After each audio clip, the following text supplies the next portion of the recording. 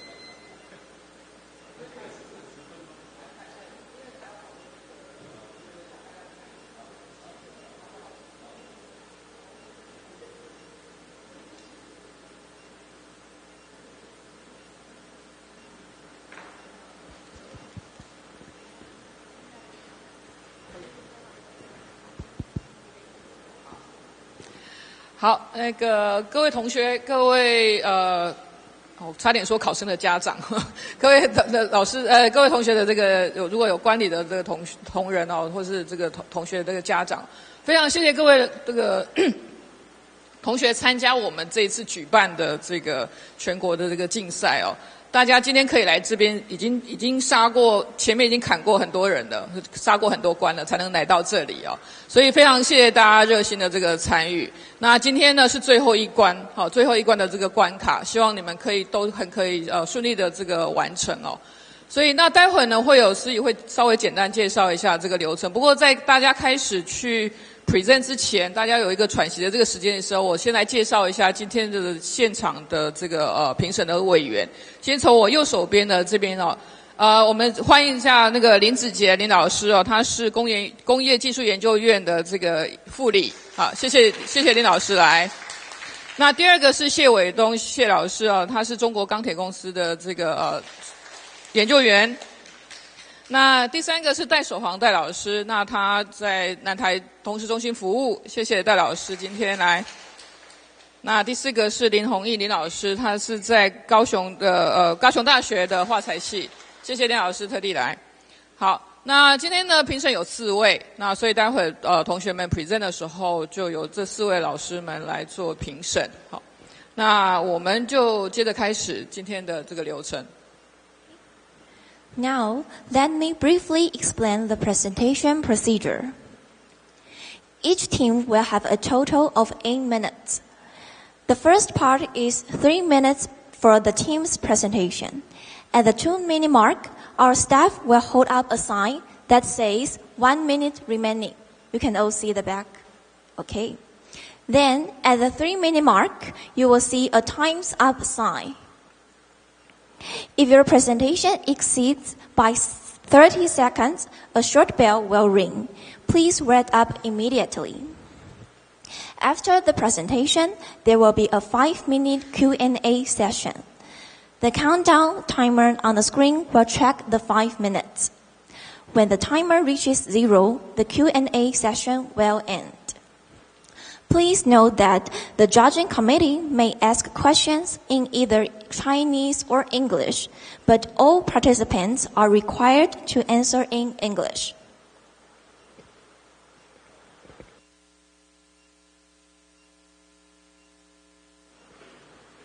好，那如果各位同学都准备好了，我们就要开始今天的这个比赛的流程。那首先我们欢迎第一组的同学，那一组总共有8分钟。好，那刚刚说了，报告3分钟 ，Q&A 5分钟。那我们欢迎第一组同学上台。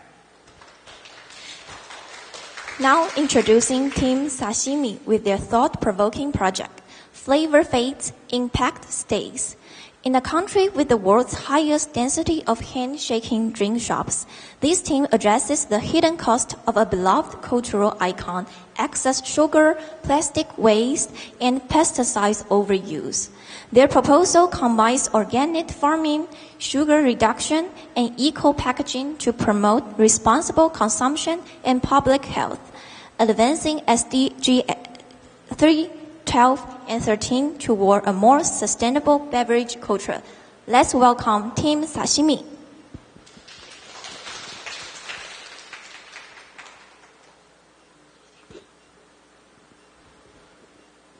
Hello. Okay. I just start. Okay.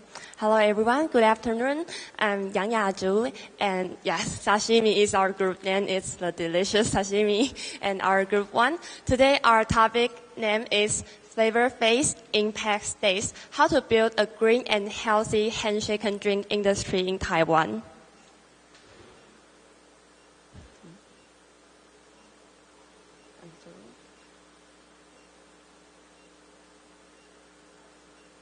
I'm sorry, can you help me to the next page? Thank you. Okay, do everyone here, do you like bubble tea or other handshaken beverages? Do you know that Taiwan has the highest density of handshaken drinks in the world? And this is quite impressive as far as I know, but this also causes several serious issues to both the environment and to human beings' health. And we are going to explore these issues in the following slides. Thank you. And here are some issues and the corresponding SDGs.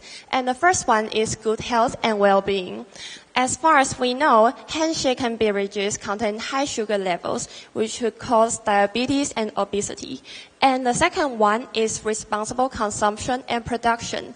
The usage of plastic straws and cups and bags of these handshaken beverages could cause a huge amount of plastic waste and do harm to damage to the environment. And the last one is climate action and the tea industry in Taiwan.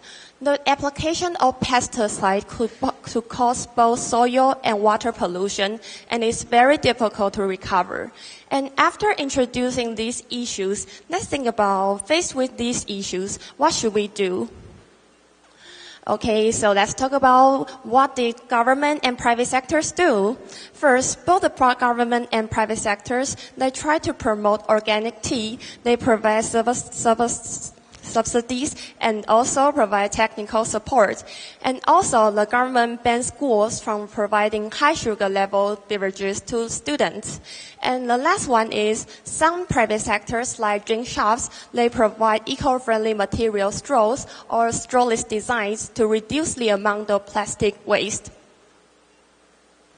And the last part is about why does this issue worth us exploring and what are its social impact and value. The first one is by transforming the industry, we can reduce environmental pollution and make the earth a better place to live.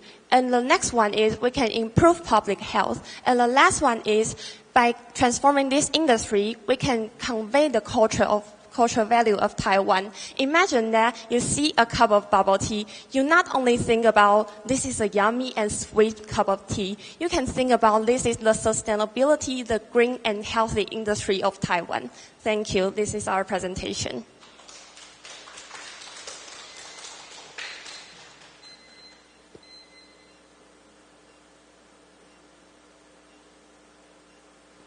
那是不是请委员？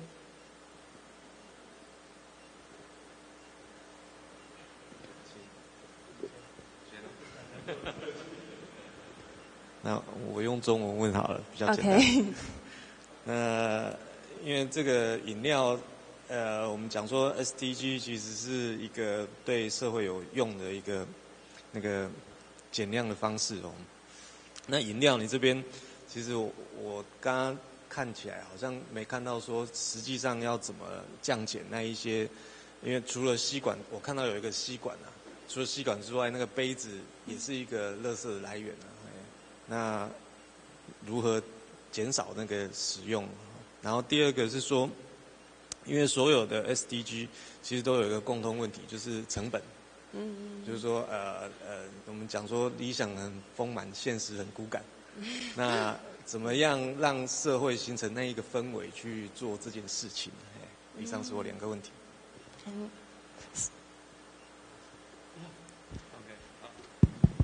然后其实我是那个高雄大学化材系林同英，那个我赞成那个谢委员的那个问题啊，就是说理论上我们在这个手摇饮的部分的话，其实有蛮多的问题嘛。刚刚谢委员也有提到杯子的部分，然后比如说像我们等待解决的一些问题，或者是说那个已经有比如说自备环保杯可以省5块啊，什么什么之类的 ，OK， 那可以减量多少？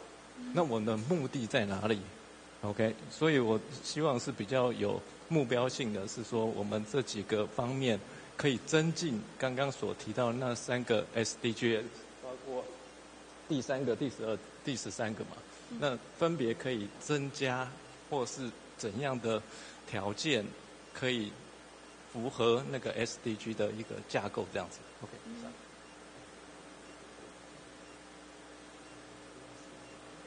我们是不是应该？对，就应该2个就好。那yeah. Should I answer with Yes. Chinese or No English? Oh, yes. Okay. Yes. Okay.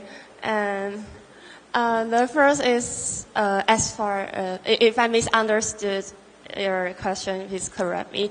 Is about how to like more specifically to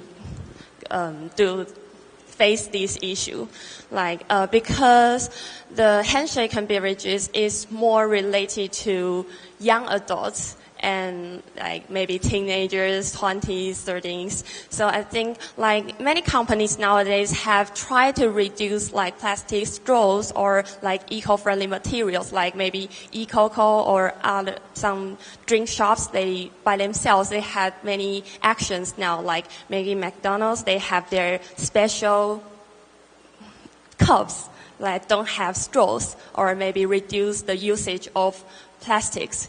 But I think that's my own opinion. They can do more by combining their program with schools, especially college, because college has more elasticity, can do more things than high school or senior high school. They can combine their program with schools and do maybe some stations or some activities in school, maybe short-term or long-term. I think that will be a more specific program instead of just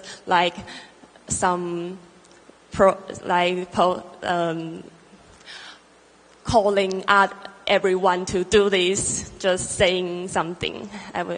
There will be more specific. And the professor's question about how to one by one to correspond with each SDGs. I think, excuse me, could you you mean each issue which correspond to which SDGs? Is that your question? Oh, okay. I think, for example, the high sugar level, this issue is correspond to the good health and well-being, that's SDGs 3, and the problem of strawless design and the plastic waste, this is about consumption and production, responsible consumption and production, because as a consumer, I can decide whether I want to buy this product, because the moment I buy this product, I know that I will produce some pollution. I will produce more waste, more plastic waste to the environment. So that's the decision, that's the right the power as a consumer, I can decide. So that corresponds to the SDGs 12. And the last one is climate action. That corresponds to the tea industry, because most of the bubble tea, the handshaken beverage comes from tea industry. And we use a lot of pesticide, and we use a lot of these chemical substances, and that will affect not only the soil and the water and the climate in Taiwan and all around the world. Yes. Okay, thank you. Let's just time out. Thank you. 好，谢谢第一组，谢谢第一组。好，那麻烦委员帮忙把积分表示下。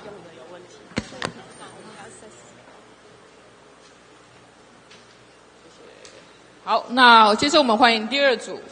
Up next, please welcome Team BEER.C with their innovative project, Brine Resource Reuse and Nearshore Environmental Conservation. By reimagining brine from desalination as a resource, not waste, this team applies urban mining to extract valuable metals and integrates AI-powered aquaculture to protect coastal ecosystems. Their solution advances SDG 14 by promoting marine biodiversity, sustainable water use, and ocean health through a smart, circular approach. Let's welcome Team BEER.C. So, hi everyone, and I'm Chen Yu. And today this is my proposal topic, so you can see. So in this proposal, I want to see brine as a resource reservoir, not just waste. Also, we can recover the valuable metal. And we want to integrate with the AI power system to prevent the ocean pollution. So why this topic so important for Taiwan? Why Taiwan should take this topic so seriously? So number one is Taiwan is facing the water shortage. And number two is the Western region rely heavily on marine industry.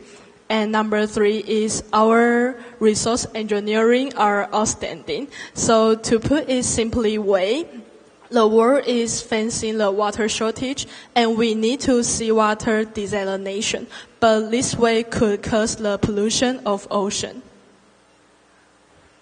So there are already 3 strategies in Taiwan and it starts to begin. So number 1 is I want to treat brine as a secondary mineral resource. And number 2 is we want to build an intelligent management system. And number 3 is this strategy can integrate with urban mining, carbon neutrality, and reclaim water utilization.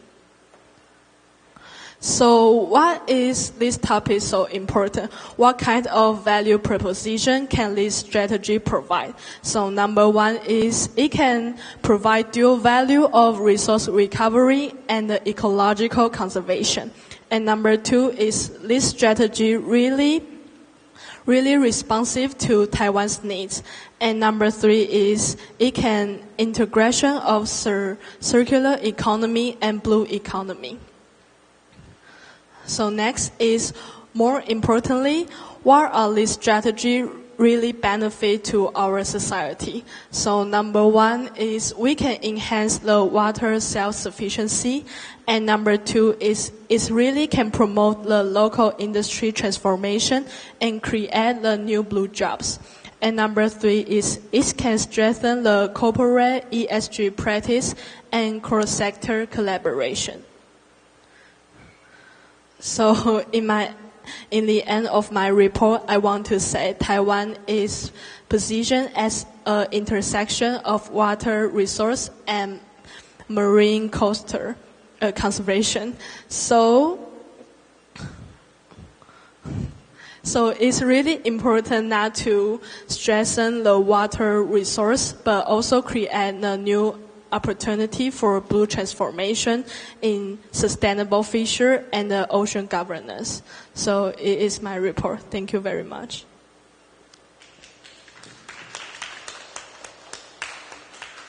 好，那我们麻烦评审委员发问。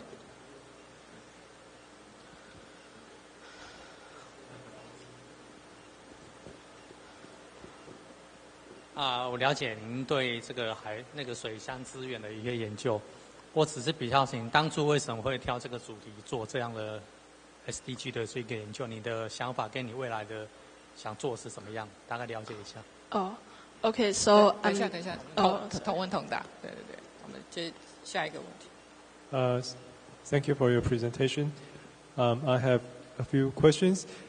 So your presentation outlines a structure as a framework of how to utilize the brine, right? But there is no much detail how to carry out the strategy you mentioned in your PPT. You mentioned 3 strategies. Yes. Right.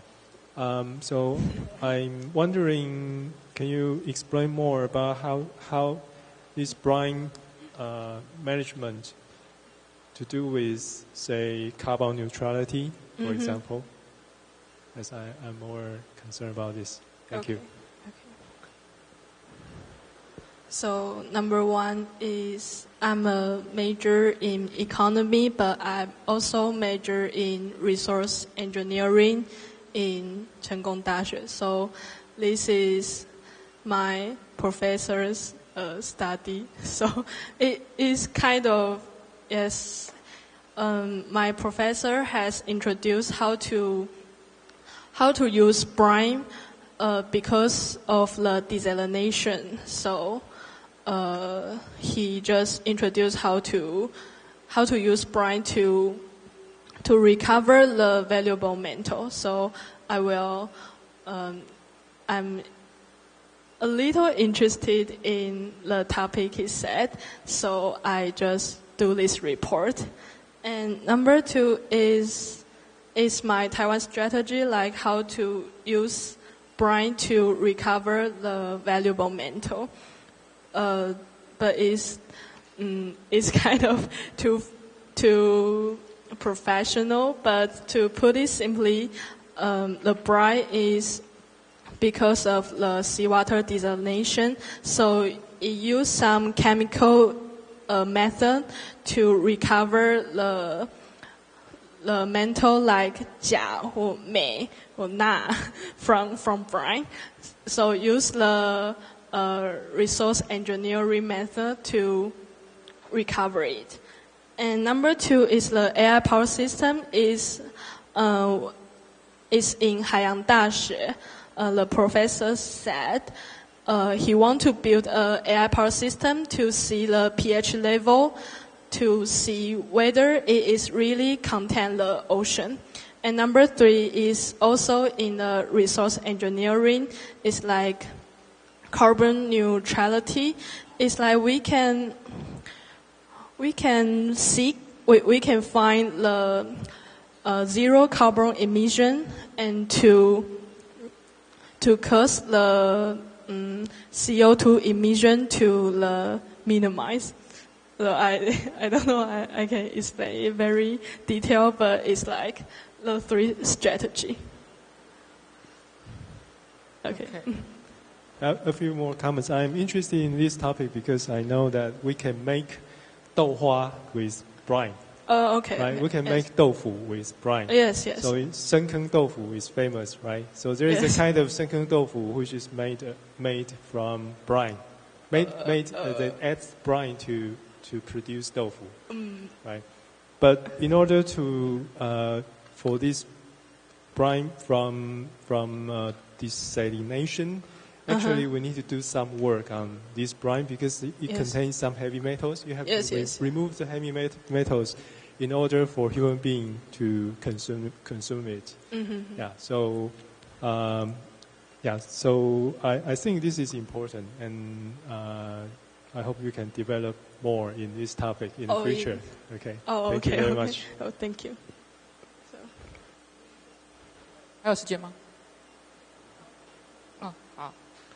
Okay, thank you so much for the group 2. 还有几分钟？啊？时间到了 ，sorry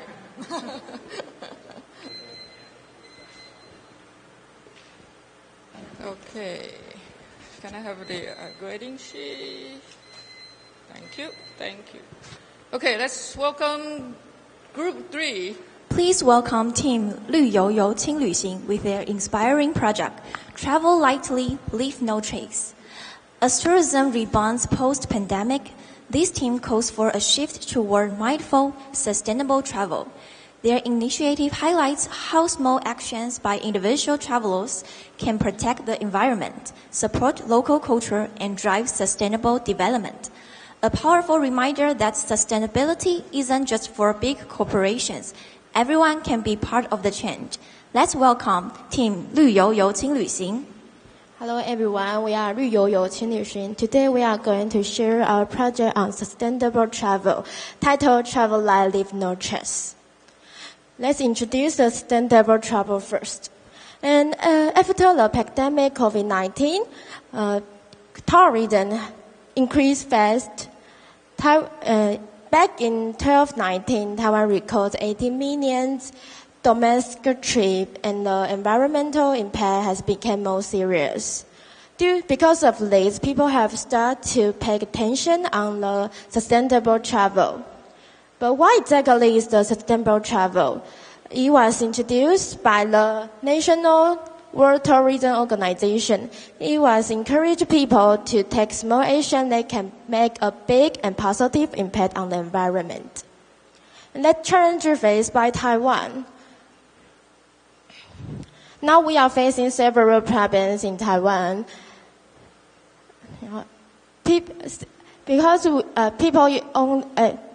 people many buy drinks in the plastic cups or use the package and leave it behind in the ocean. That make the sea turtle and the coral reef are bleached. And one of the most contributor is the single-use hotel amenity like shampoo, bottles, and toothbrushes.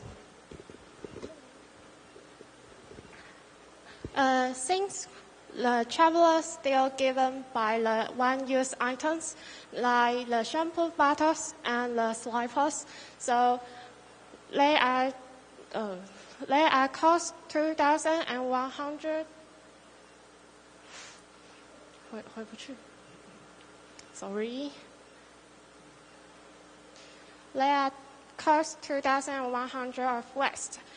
If we reduce this all the waste, we can cut 460 million waste. And then what is the problem if we travel this trip? We need to, in Lion Island, we still have over 500 tons trash need to be counted up. But since the limited of the transport, so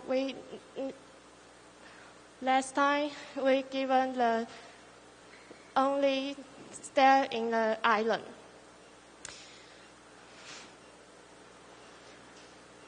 And the government and the private groups take actions like the cleaning up, like the beach cleaning up activities are organized by the groups, which are also protect the sea turtles and the coral reefs. And what does the government do? The Thailand government gives the travel subsidy to encourage the people to stay eco-friendly hotels and use public transport. You got more? Have more? Because you're 3 minutes already. Can we keep going? Keep going. Finish. Okay. Then, what's more, in Canteen, the government also protect the coral reefs. In Chaliocho, we also protect the sea turtle. In Iran, protect the wetland to combine with habitat.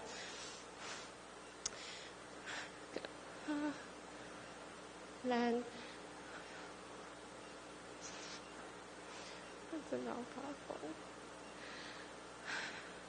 when we consider this issue, we are not just concerned about our Taiwan. We also consider the SDG as like 4, 11, 12, 13, 14, and 15. Just like we are not only addressing local challenge in Taiwan, we also take the part of the global. As we say, small individual actions are a big step toward sustainability. Thank you. Thank you. So still have a few minutes for asking, for the questions. Sorry. Probably it's 1 or 2 most. OK， 好，谢谢绿游新旅行 OK， 那有关于你们的这个 presentation 的话，我大概有几个小问题想要请教一下啦，就是主要是说，因为你们把一些问题跟 SDG 好像把它分得比较开一点点 OK， 就是说那个 SDG 这些解释放在后面，然后那些问题，比如说海龟的问题，或是路上的问题，或是那些单次使用的那些问题，那我们通常是 SDG 的话，就是要对应，就是说，什么问题对应到什么 SDGs， 所以可能可以再麻烦你们稍微说清楚一下，就是说哪一些问题，然后分别对应到 SDG 哪一个项目这样子。OK， 这样，谢谢。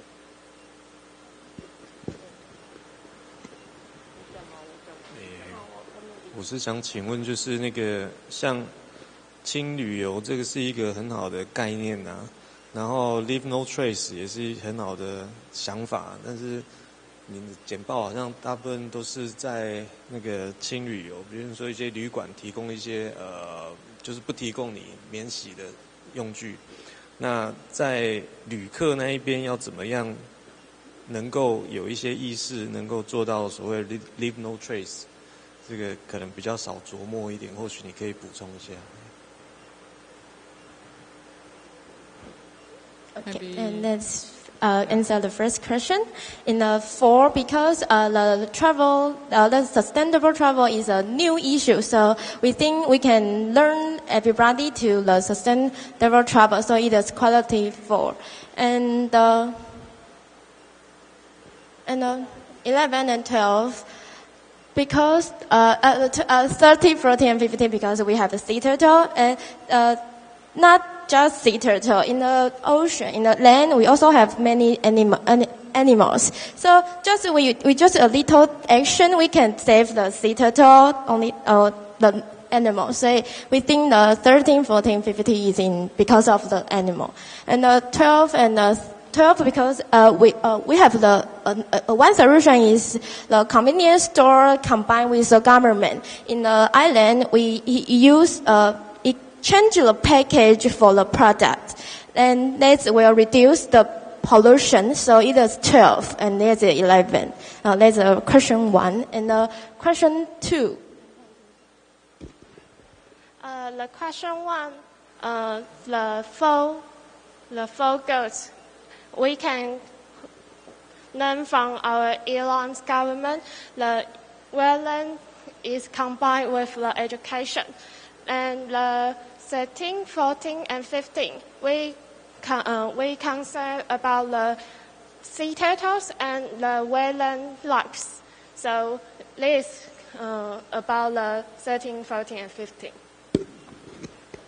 And the question 2, you only have 30 seconds, so please hurry. Okay. For answer. Okay, so the 3 questions is because why can we? I go to travel very much because last year I just go to Japan. And Marriott Hotel not just give the one single use give you first. He will in the counter. If you need, you go.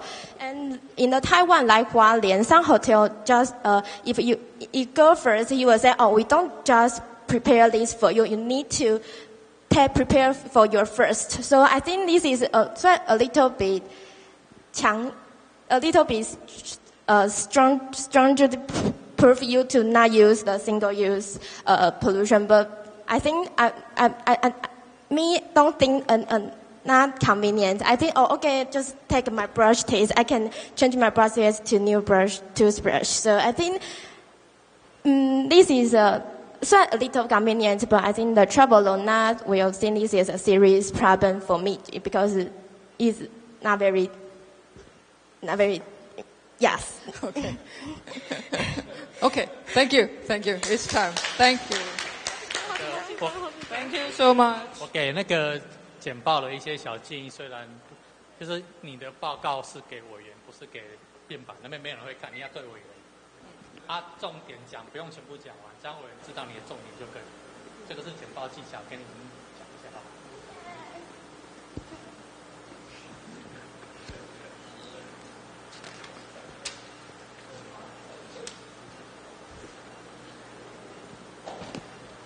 Okay, so let's welcome Group 4. Up next, please welcome Team 优轩征赞 with their powerful project. Help us, we can't breathe. Oysters cries in acidifying oceans. As ocean acidification threatens Taiwan's western coast, this team sheds light on its devastating impact on oyster farming, a vital livelihood and cultural staple. By highlighting scientific monitoring and advocating for marine conservation, their work supports SDG 14 and calls for urgent action to protect both biodiversity and local communities.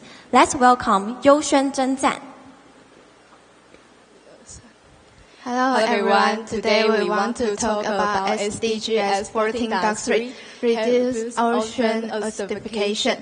Our title is Help Us, We Can't Breathe. Oyster cries in acidifying oceans.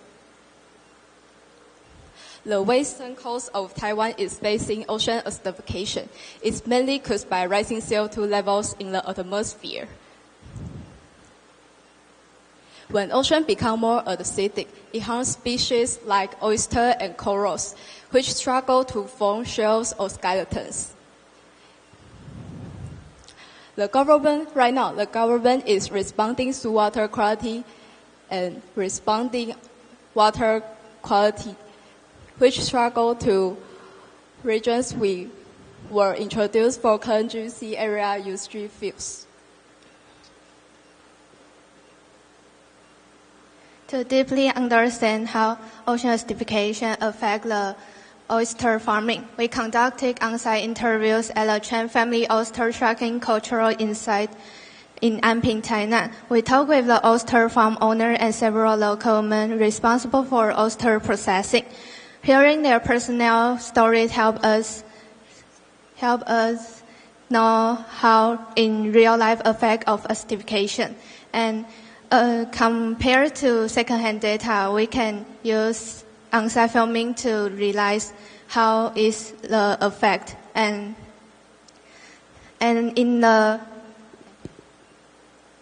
during the interview, we asked if ocean acidification affect the oyster farming. The owner explained that the oyster can die quickly when pH level drops too much in the ocean. And he also said the oyster must be thrown away at harvest, signaling pollution in oyster and in ocean and threatening the marine ecosystem. And we want to call to action. We can cut down carbon emissions, support eco-friendly agriculture, and practice conscious consumption.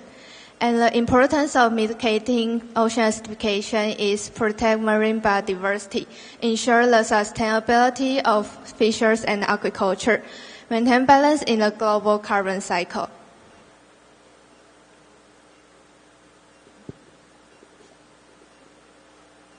We choose this topic is because we are from southern Taiwan, and Taiwan is one of the world's important oyster farming regions with areas such as Yuguang Island in Tainan or Dongshi Ijai, will being especially well known. Protecting ocean is our generation's responsibility, and we must start now. And this is our poster and video website. And this is our division of work and our thanks. Thank you for listening.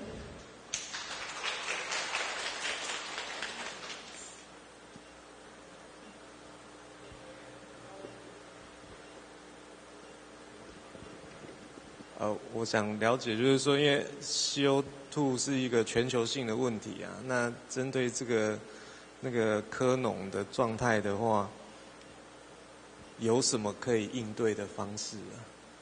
好像在你的报告里面看起来看不出什么具体的应对方案。你有一个 call for action， 但是那个 action 好像 cut down carbon emission 基本上是很困难的。那怎么样？就是你要怎么真的去 call， 让大家可以去 action？ 这是我的问题，谢谢。My question is that in your PowerPoint, the same call to action, you mentioned 3 actions that we can do.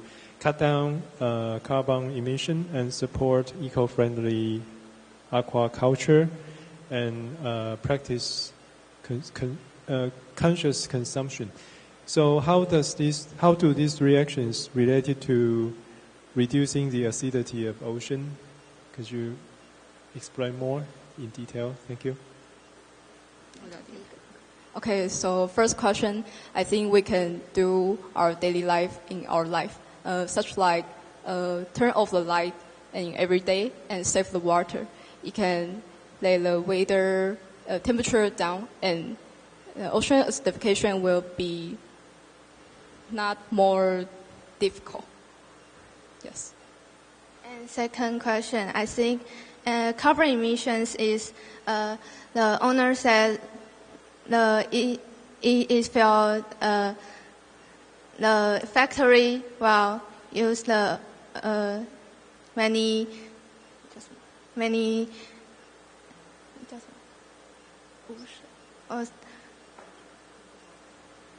ocean water, and it is not a detail with the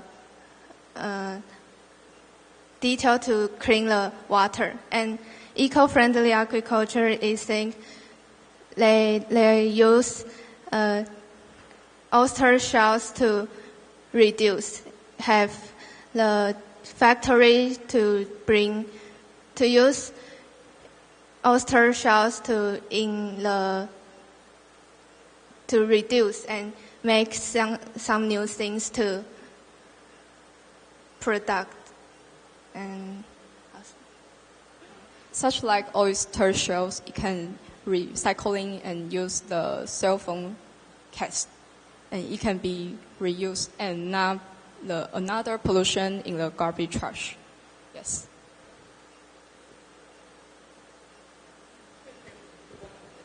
我请问一下，那个 oyster shell 它是会吸收那个 CO2 吗？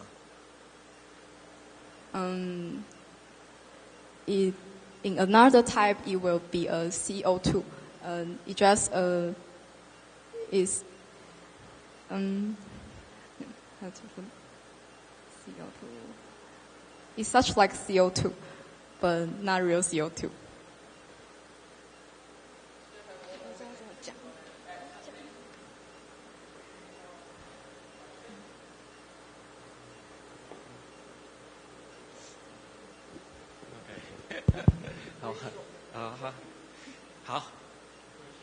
Very short, yeah. 就是你这个主题啊，除了 SDG 14.3以外，还符合哪一些 SDGs？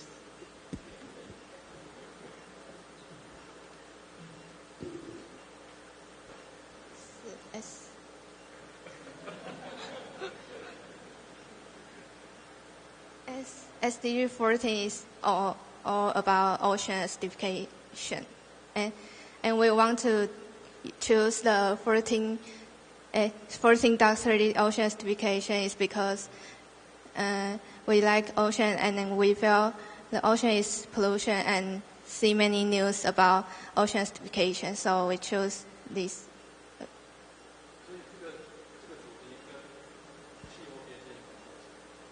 有。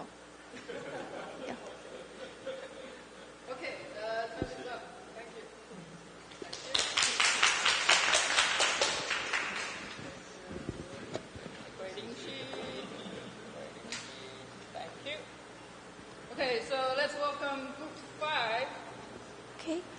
Now presenting team 慢行者工作室 with their project, Elderly Traffic Crisis X Sustainable Health Vision.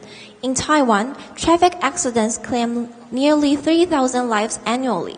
With the rising toll among the elderly, this project maximizes the limitation of current prevention efforts and introduces innovative SDG 3 aligned strategies to enhance road safety and promote health aging in an increasingly vulnerable population. Let's welcome team 慢行者工作室. Hi everyone, I'm Xu Tingho from National Pingtung University. And also the only member of my team, Slow Walker Studio. Today, I want to talk about early traffic crisis and sustainable healthy vision. Taiwan's aging society. Taiwan is aging. Over 18% of people are over 65. The traffic is going, so we can protect older people. How do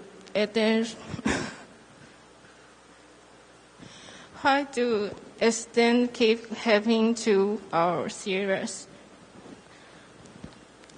The problem 1, accident rising. In 2023, over 73,000 elderly people are injured or killed in traffic accidents. That's more than 3 times in 2011. So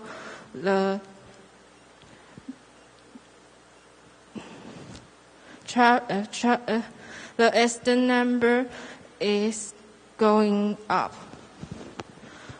The problem to policy gaps. Currently, law only require drivers over 75 with tests. In 2017, the rule hasn't clearly reduced accident rates. So it's too late. It's not too late. In contrast, Japan and Singapore begin tests at earlier age. Solutions 1, health and education. First, lower the testing age to 17. Second, we can improve memory and attention tests. Third, provide community education workshop can help seniors save. Solutions to infrastructure and transportation. Improve sidewalks size, longer crossing times. In seniors,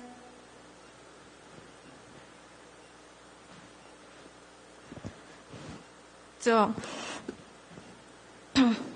we offer community shuttles and discounted buses.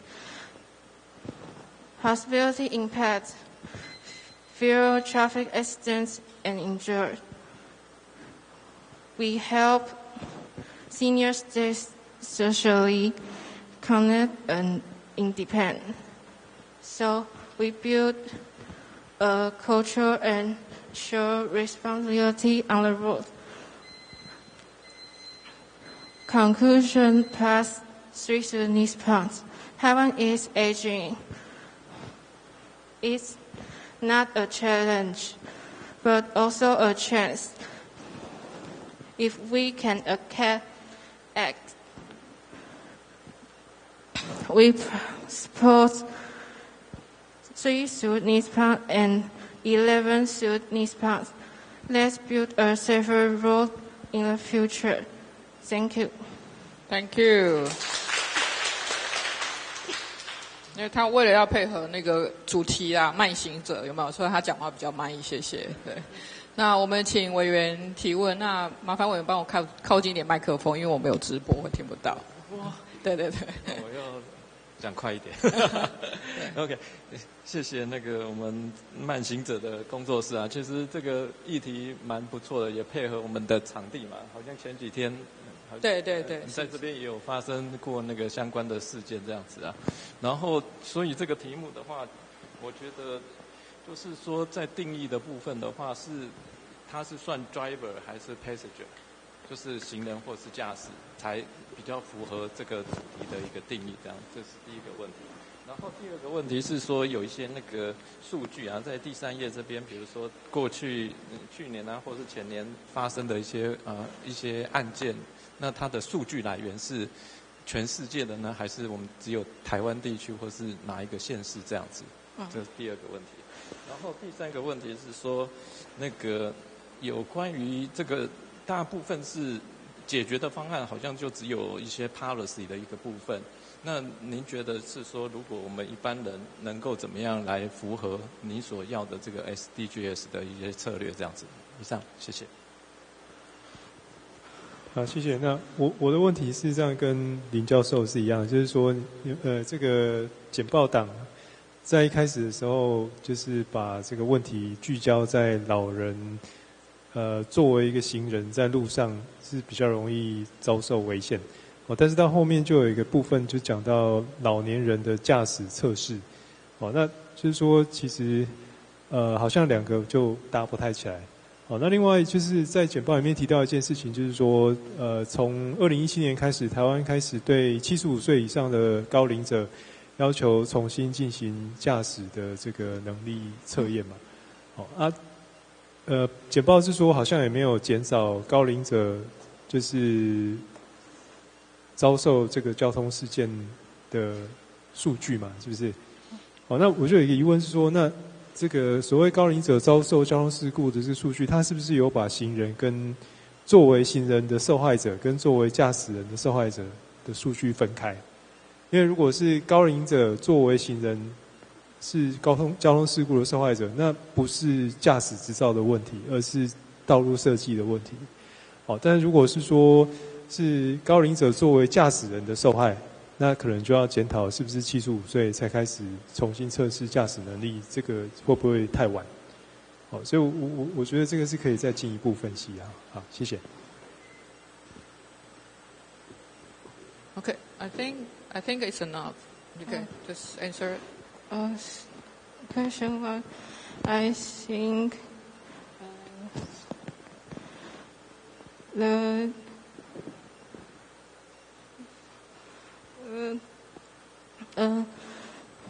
I think her driver is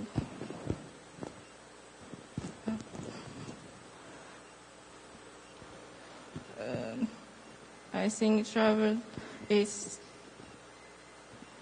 old driver is health is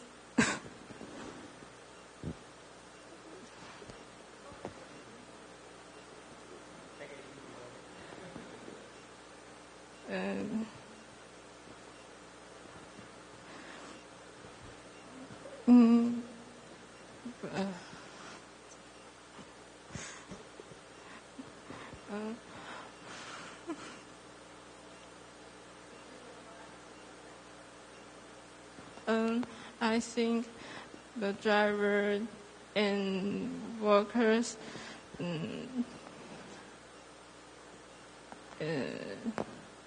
the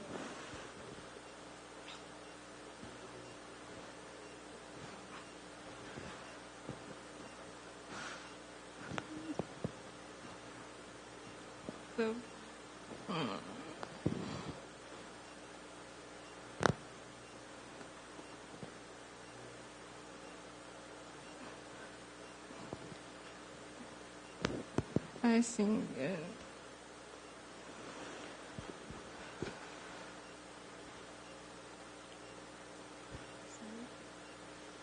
That's fine.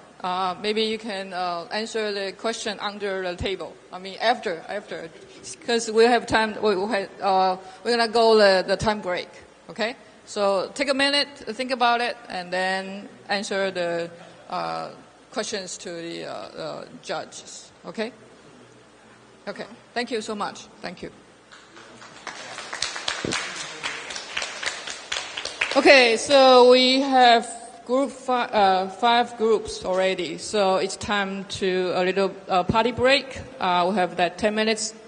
What time is now? 谢谢。Thank you. It's okay. 2:05。所以我们休息到2:05，再麻烦大家回到位置上，谢谢。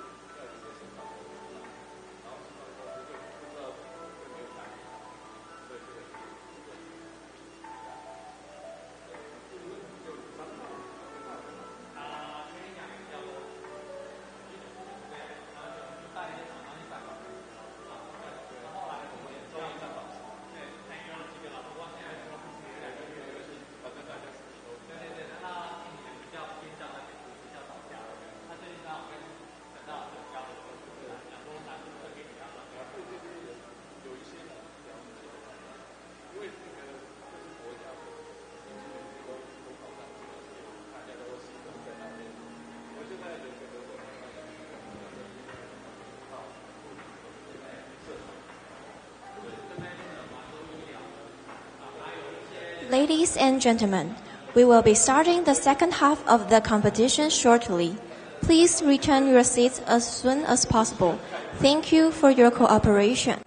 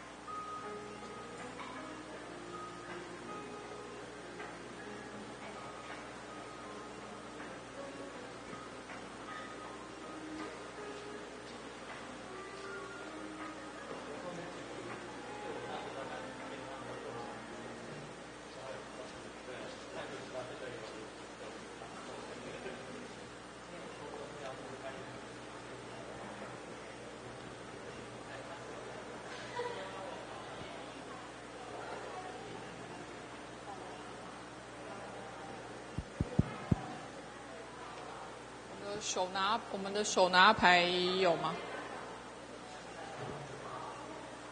才2个、哦，才2个。好，那个各位同学哦，这个因为我们的时间因为刚刚我开场的时候太紧张了，所以就一下子就赶快进行这样，所以我们中间有一点点那个时间有一点那个充裕一点点，所以我们刚开始忘了拍照，所以要麻烦这个同学们，我们是不是因为我们这个来当这个背板，我们要把它切到当背板，那我们是不是先请评审委员站这边，然后同学们移步到后面来，好不好？现场的家长或者是亲友其实都可以，欢迎大家上台来这边，大家拍个照。冲个人气来，同学来，我们到后面，那麻烦评审站前面，待会我摄影师在这边来指挥大家一下，好，因为我们还有时间，还有中间还有一点，我不会占用到后面的同学的 present 的这个时间。来，没关系啦，没关系，对啊，很难得哎，一起，对，好。对，因为我们有背板，对，那个我们听那个指挥，那个摄影师的那个指挥，好不好？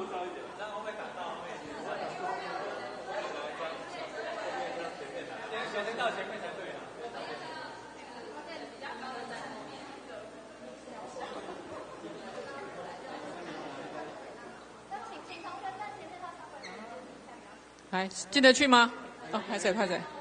往中间挤一些。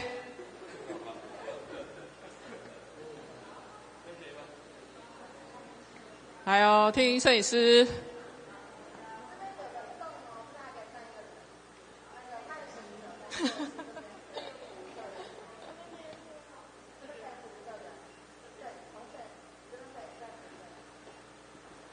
有吗？来听摄影师。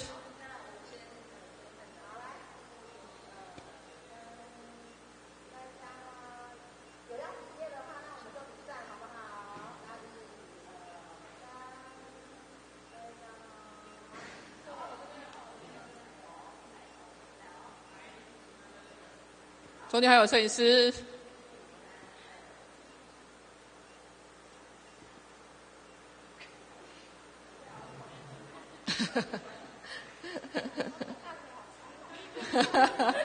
再来，看看哈，那麻烦大家回味，摄影师我们再从前面拍到后面一张好不好？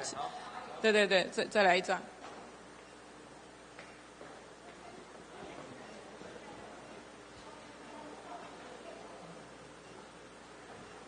有椅子吗？有，没关系，这个可以。OK， 没问题。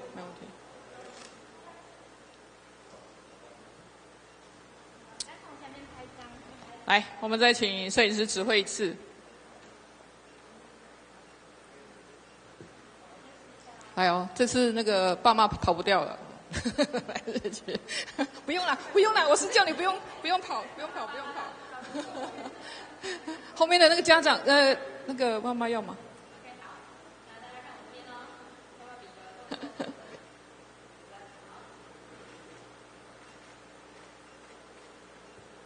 还有，你需要吗？啊 ，OK。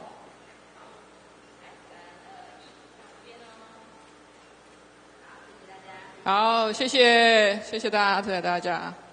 好，那我们即将进行下半场的同学的 presentation. Please welcome Team Rewriting the Rules, Social Reform Against Harassment.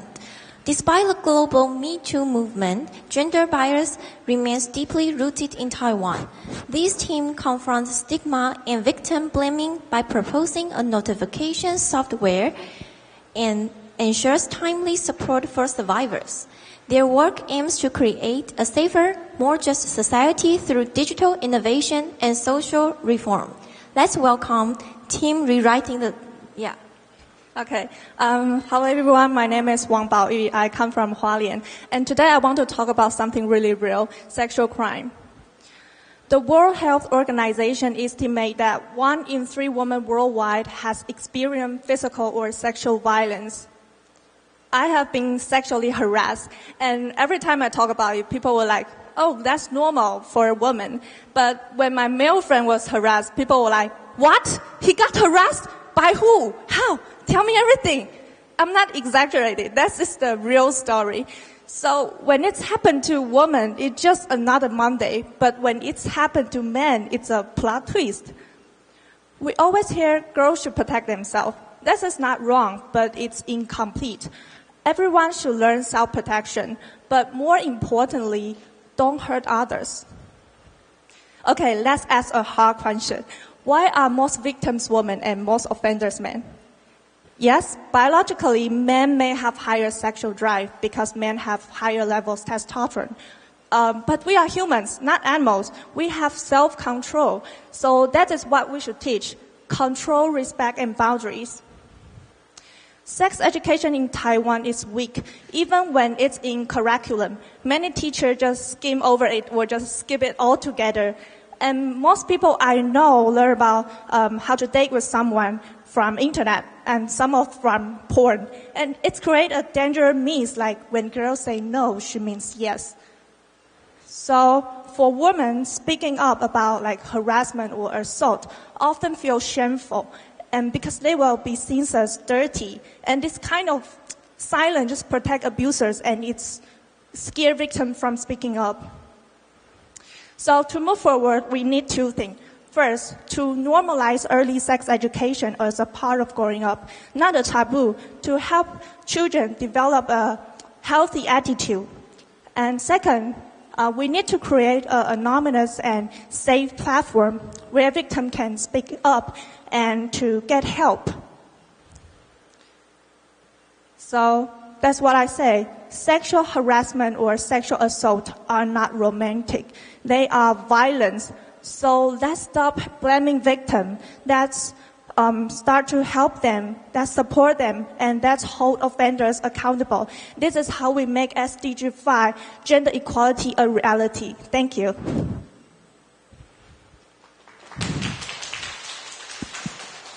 Okay, thank you for our presentation. That goes to Judge. Feel free to ask anything, it's okay.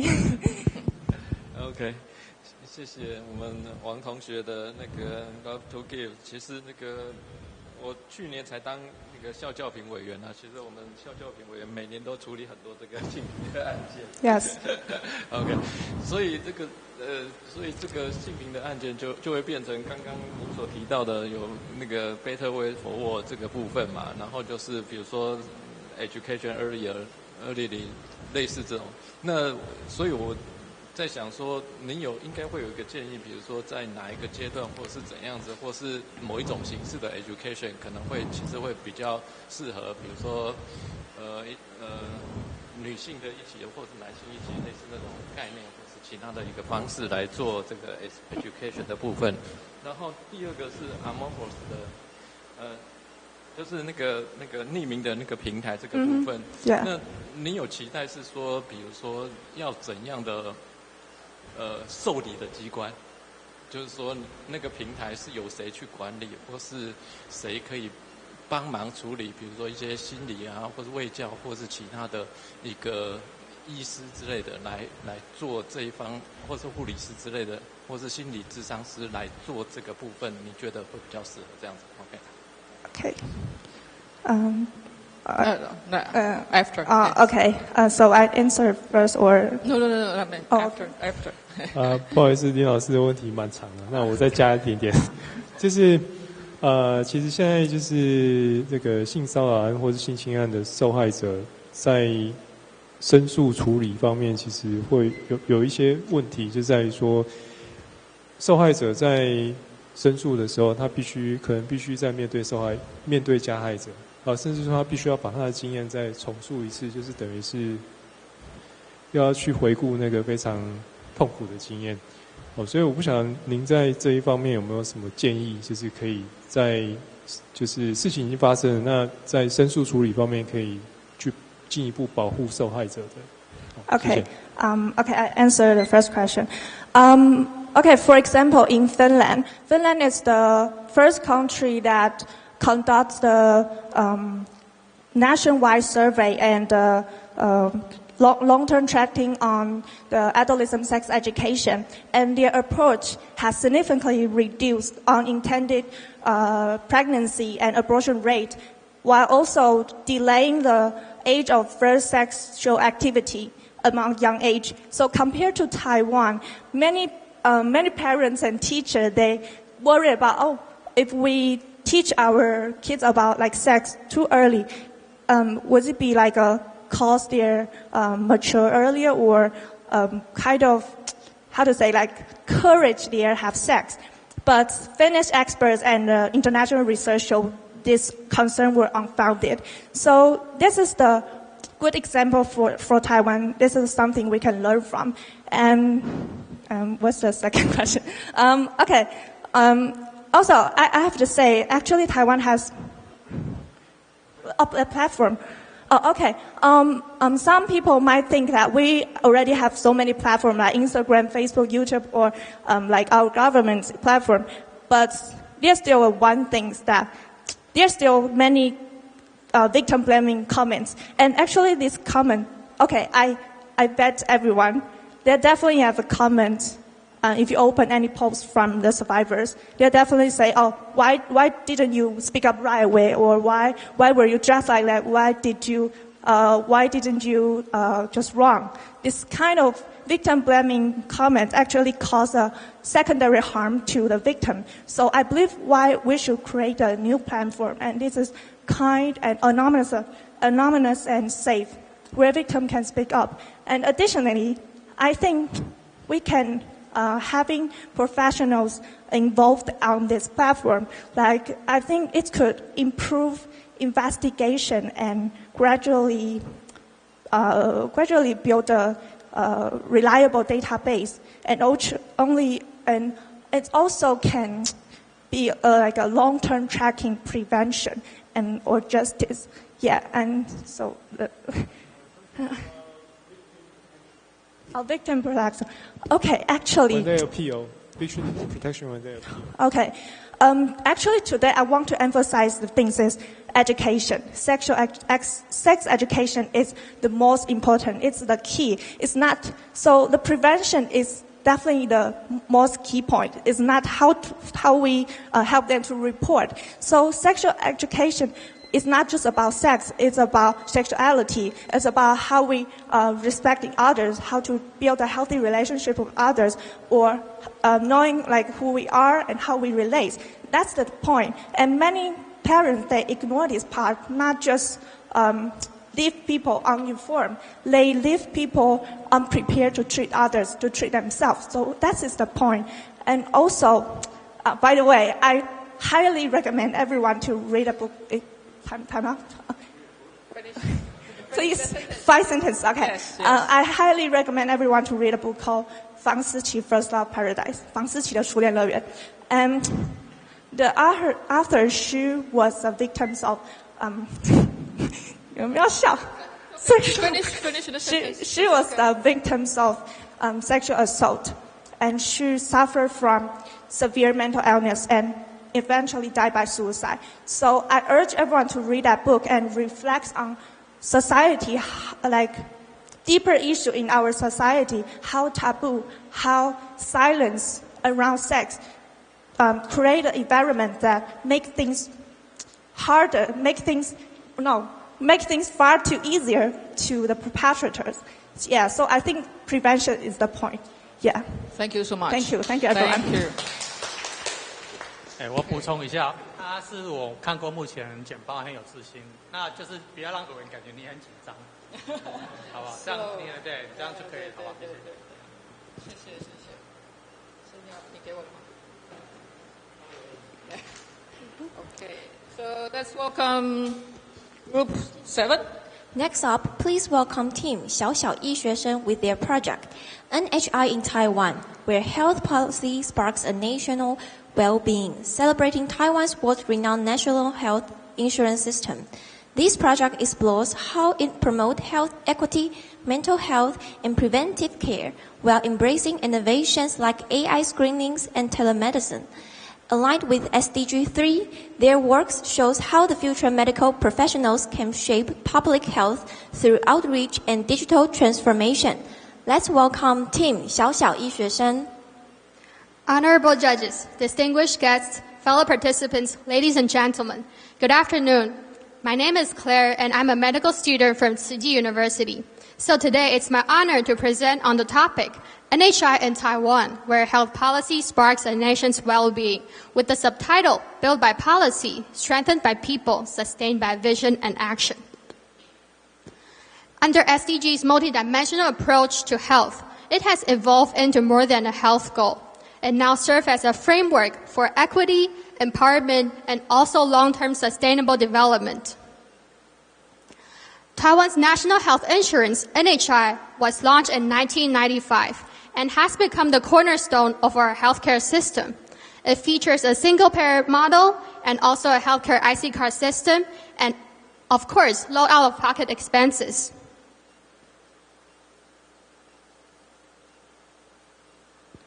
So, Taiwan NHI system has ranked first in CEO World Magazine's 2025 Healthcare Index, and it has a over 90% public satisfaction rate and also covers more than 99% of the population. With world-class accessibility and also minimal financial burden for the public, we can all know that the impact and social contribution is undeniable.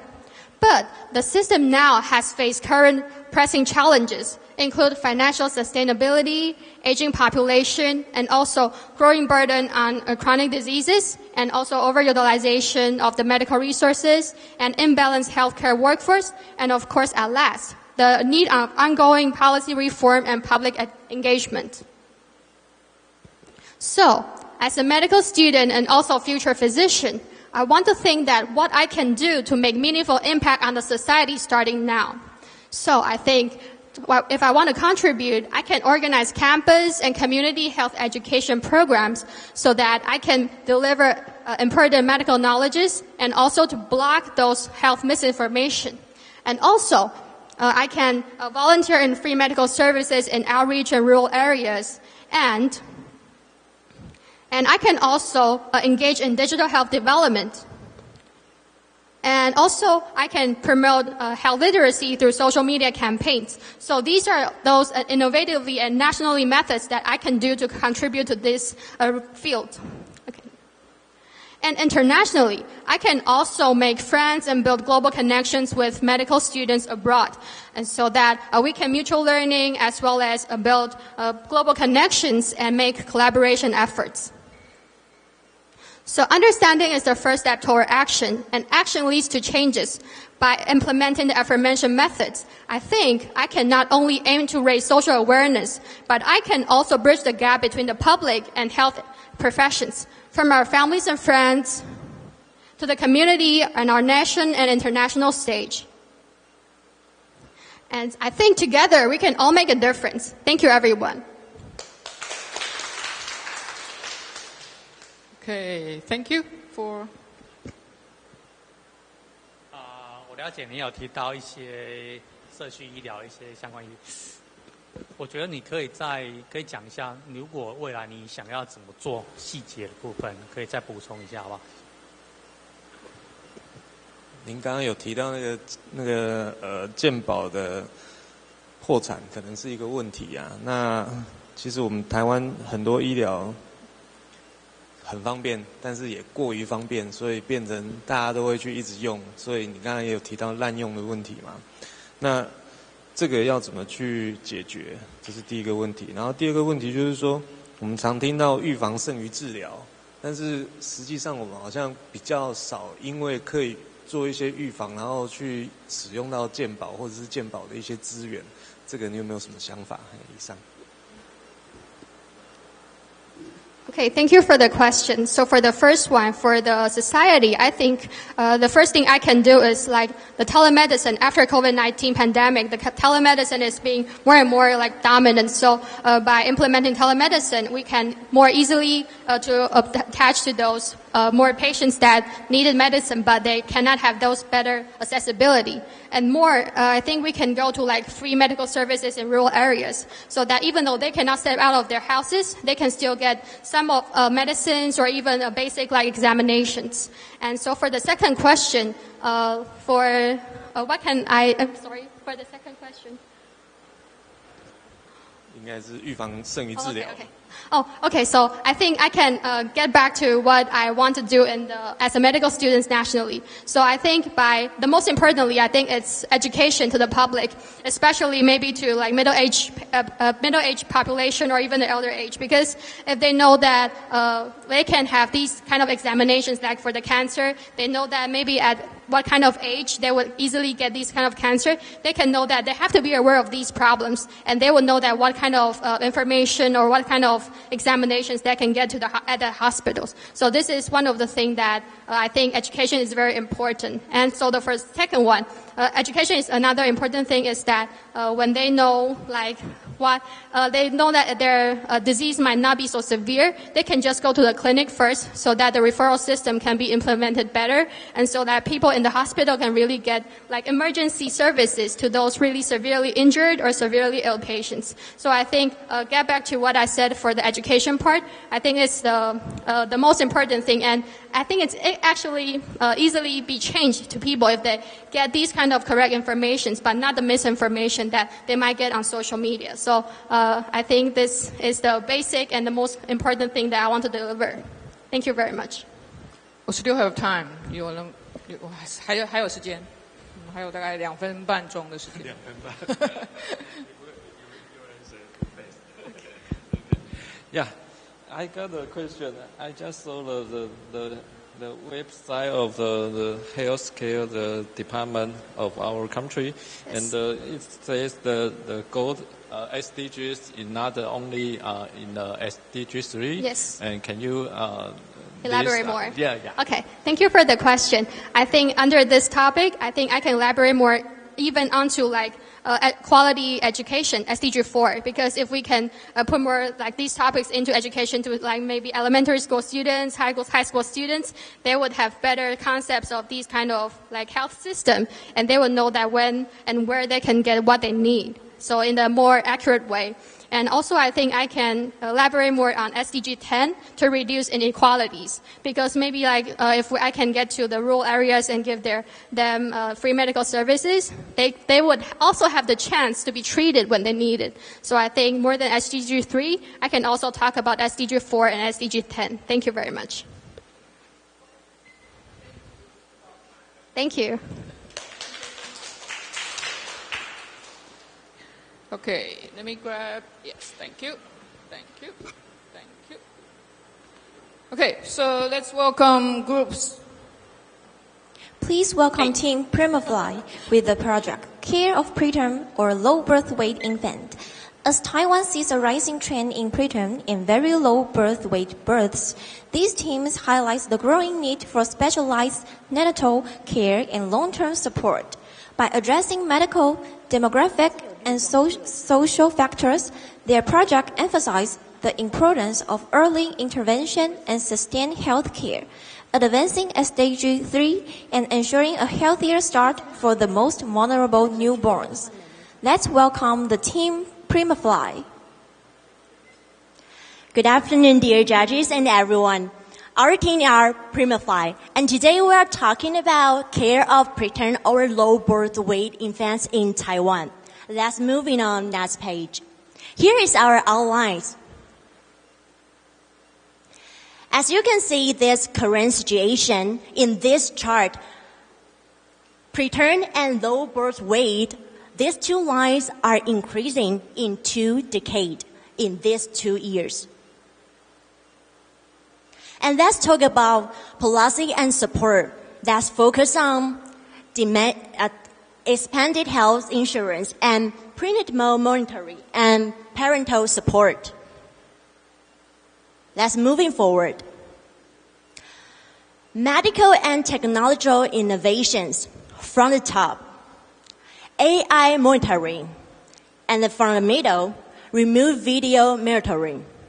And in the bottom, smart NICUs. Moving forward, let's talk about nutrition and family support. Specialized nutrition and family care programs. Early intervention and development.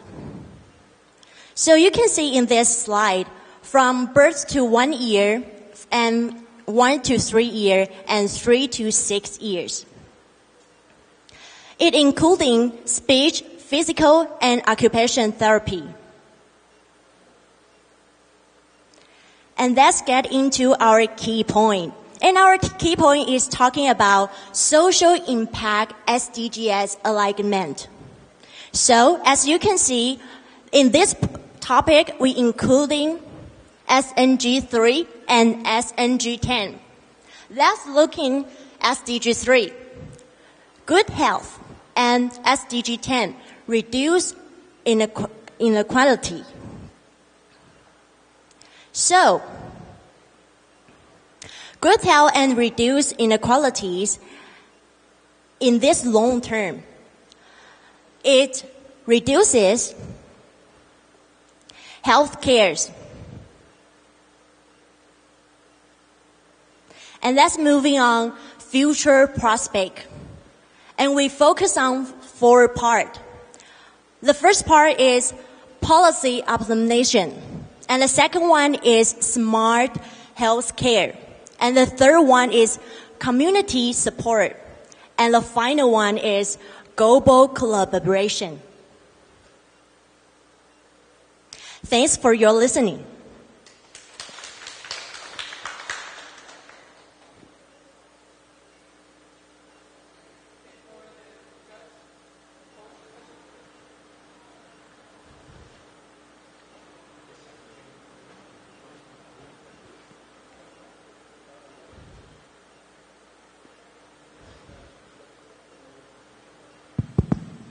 So in the beginning of your presentation, you show a diagram that the preterm babies are actually more and more in This years. one? Okay. Next one.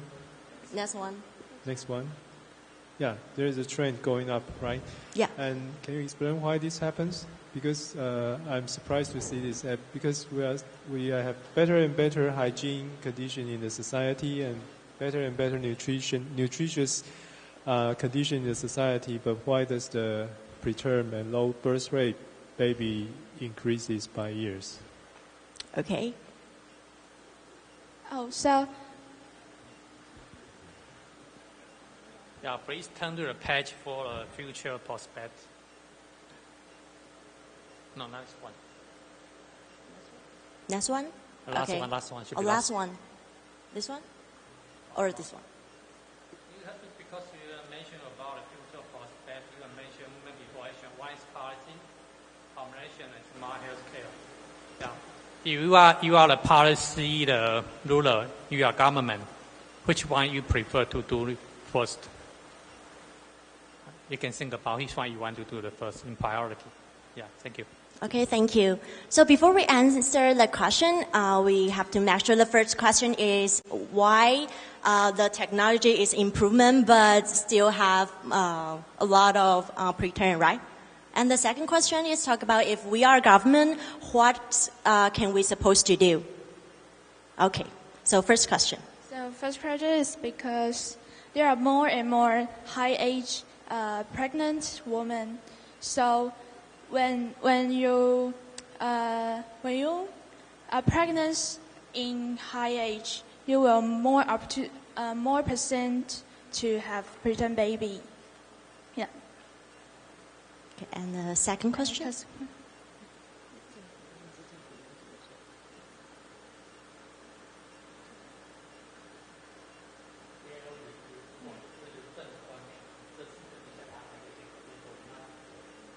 Okay. Thank you. Probably I will start by global collaboration because in the world, the Japan and UK have advanced techniques for preterm or low birth weight infants. So I think it's an easy way to learn from them. Yeah. Okay, so here is our responses. Thank you. Okay.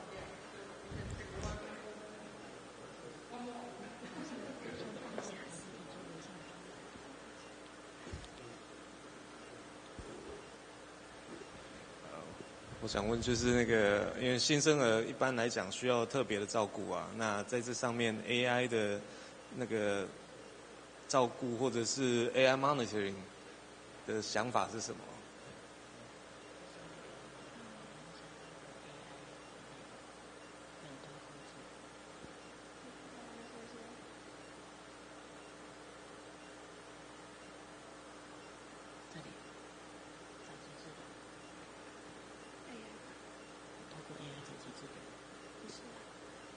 ？In my opinion, I think the AI monitoring probably have more precise compared to the human.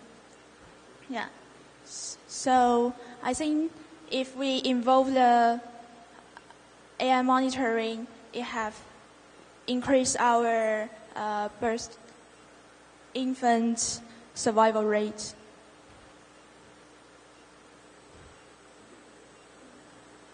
Oh, 30 seconds. Okay. So any question about our... Oh, it's totally fine. We are finished. Thank you. 好 ，me grab the grading sheet. Thank you. Thank you. Thank you. Yeah. Thank you.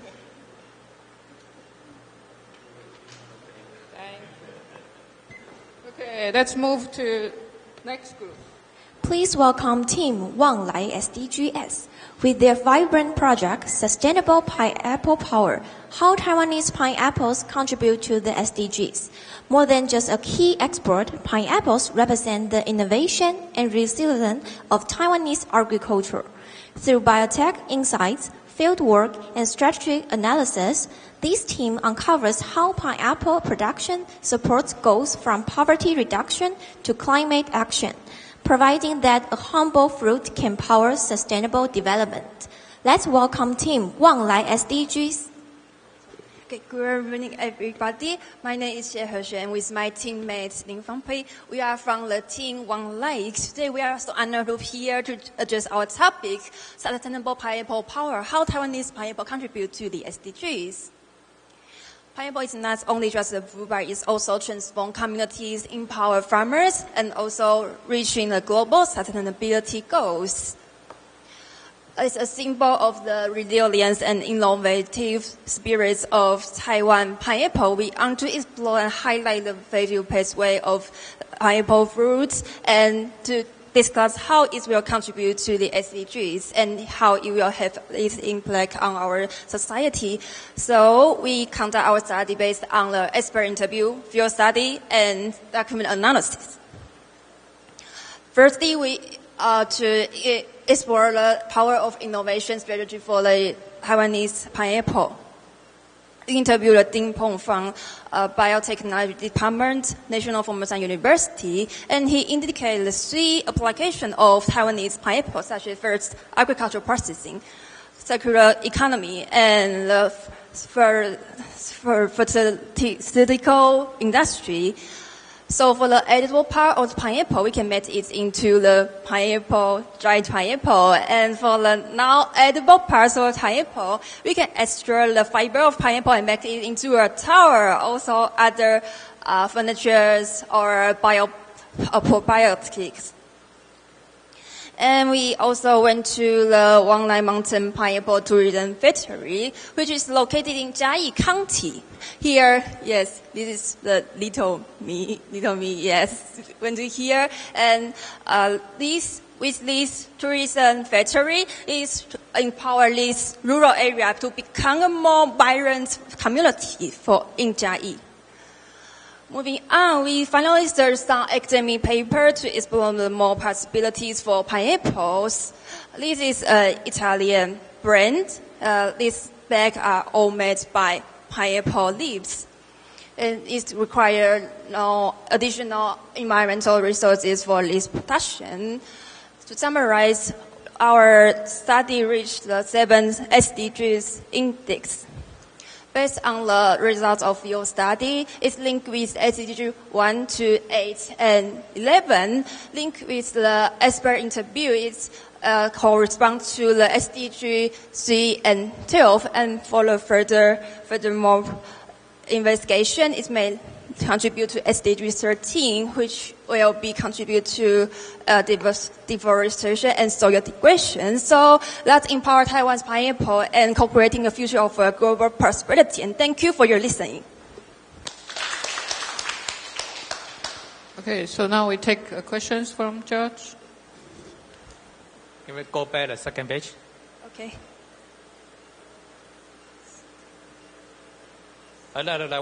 Professor. So my question is, you are only interview with the Professor Pong, right? Yes. So my suggestion, maybe you need to interview more experts to enlarge your academic research or the data. Is my suggestion. But can you describe, if you are doing this project, what's your next step you want to do after this project? Okay.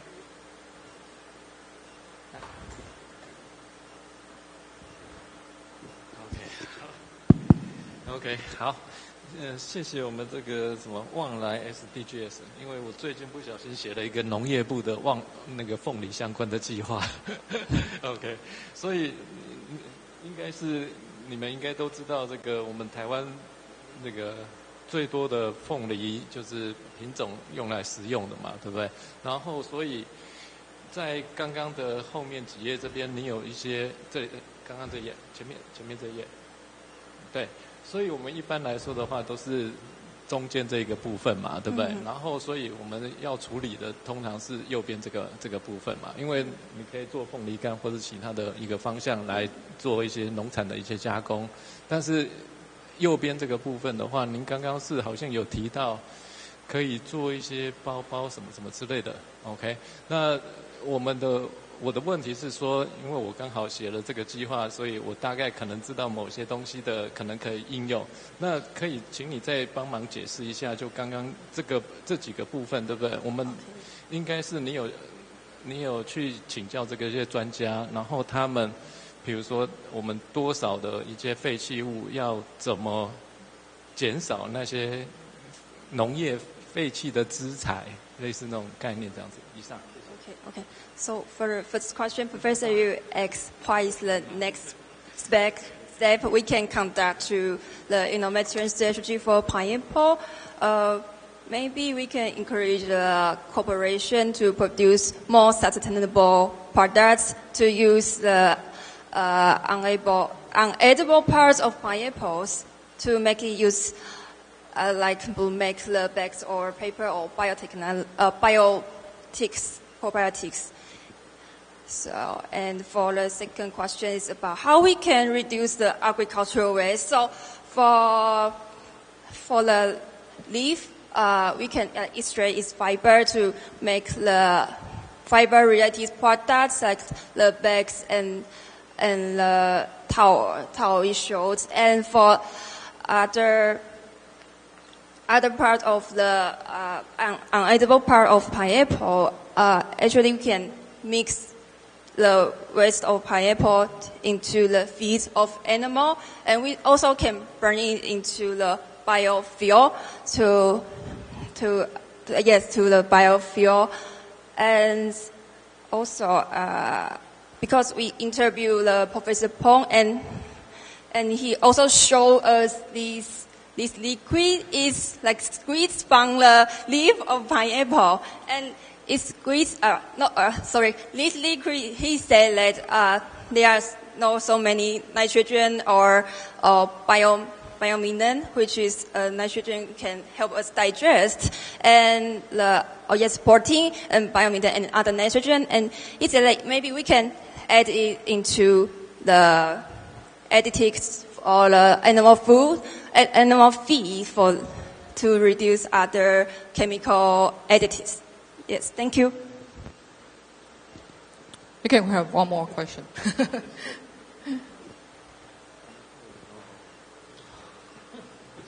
No more questions? Okay, anything you want to add more, explain, elaborate more? We still have time. One more minute. To explain more. Edible part. Oh. Just the slide, the previous slide. Previous slide. I just saw the next slide. Sorry. Next one. Next one. I just saw the pineapple skin tea. Can you explain what that is? Pardon? Pineapple skin tea. Pineapple skin tea. What is pineapple skin tea? How to make it? Previous. It's mixed with the pineapple leaves, and after cleaning the leaves and mix with the tea leaves, and to make the pineapple skin leaf. Is that good? I haven't tasted it, so I don't know whether it's good or not. Okay, it's about time. Thank you so much for the presentation. 这简报因为有打错字，记得下次要注意一下哈。谢谢。Okay, we still have. 没关系，慢慢来。So we still have one more team. So the last one. Please welcome Team 传声筒 with their courageous project, Sexual Violence in Taiwan's Education System, inspired by the novel Fang Siqi's First Love Paradise. This project sheds light on the dark realities of power-driven abuse in educational settings. By confronting societal silence and structural inequality, the team calls for greater awareness, accountability, and protection for vulnerable students. Let's welcome Team 传声筒. Hi everyone, we are 传声筒 and I am the speaker Guo Ze. Before we begin, let's watch a video first.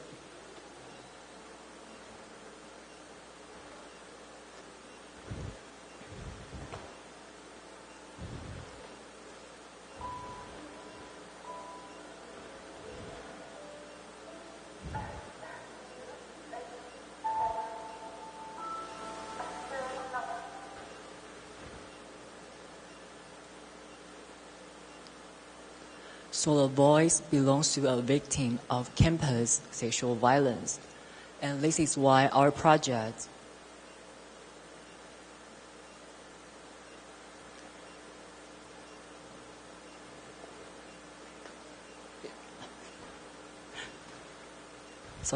This is why our project called You Are Not Alone, the Power of a Social Safety Net.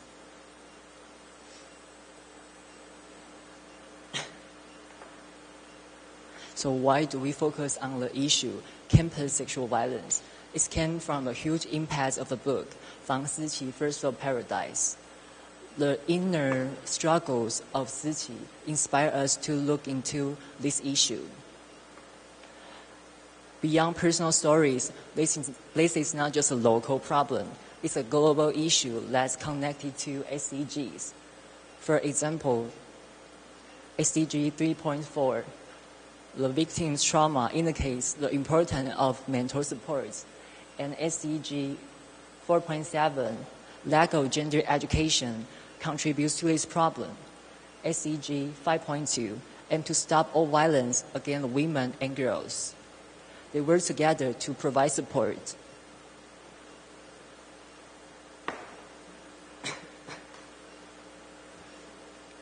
So how do we deal with this problem? Let's look at Taiwan's social safety nets. There are three main parts. First, government actions, like the Ministry of Education prevention programs. Second, the NGO initiative, such as Awakening Foundation's counseling. Third, legal reforms, like the amendment to the Article 227. In addition, We believe the social workers are the truly vital role. Their genuine care and deep empathy are the human touch of the safety nets. In closing, our vision is to build a bridge. We hope victims know the whole society will catch them and they are not alone.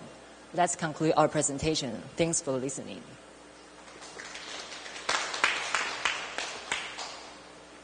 Okay, so take questions from Judge.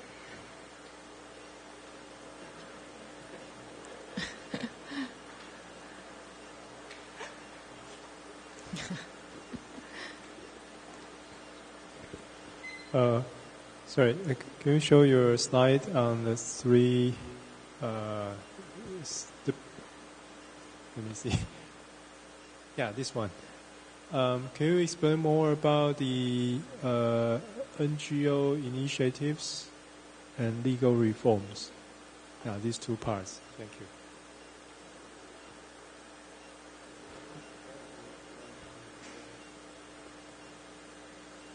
At the end, I answer the question. Okay. I have a short question about in the previous slide, and you mentioned this topic related with the target 3.4 and 4.7 and 5.2. Can you explain more about these targets?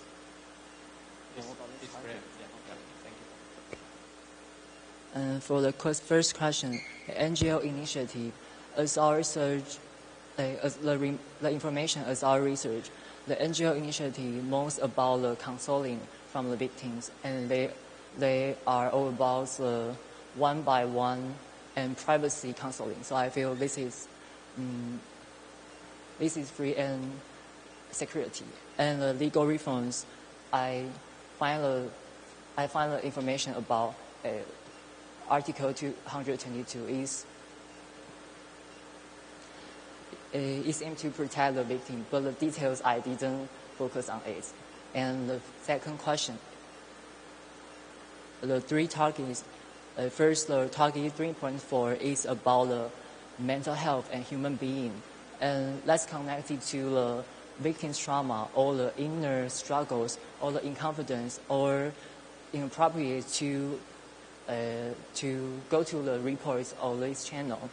And target 4.7 is about the gender education. So I mentioned the prevention programs by ministry is a course about for the government and the officers to study. And the target 5.2, it just aims to the violence for all women and girls. And the role for the book is a girl, so I get a target on it. And thank you. Okay, so still have time? You want more question? I would like to know how to evaluate if the social security, social safety net is built or not. How do you evaluate? How do you know if the social safety net is working or not? Working or not? Yeah.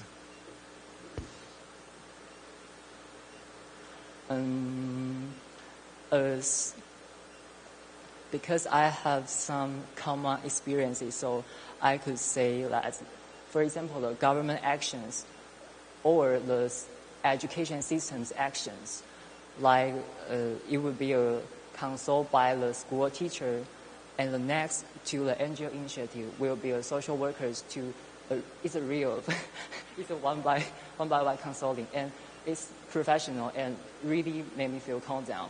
And the last is legal reform. So I would take a note on the police officer and actually just talk once about my experience. So I think this is truly work. Thank you.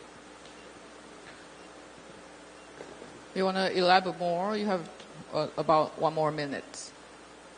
You still have 1 more minute. Yes. You want to elaborate or add something in your presentation? And no, that's our presentation. Oh, okay. Okay, so no more questions from Judge. Okay, thank you for your presentation.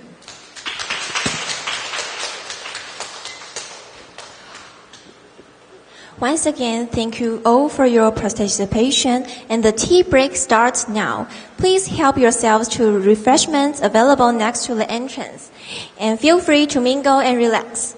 Just a reminder, please return to the third floor and be seated 3 to 5 minutes before the awards ceremony begins.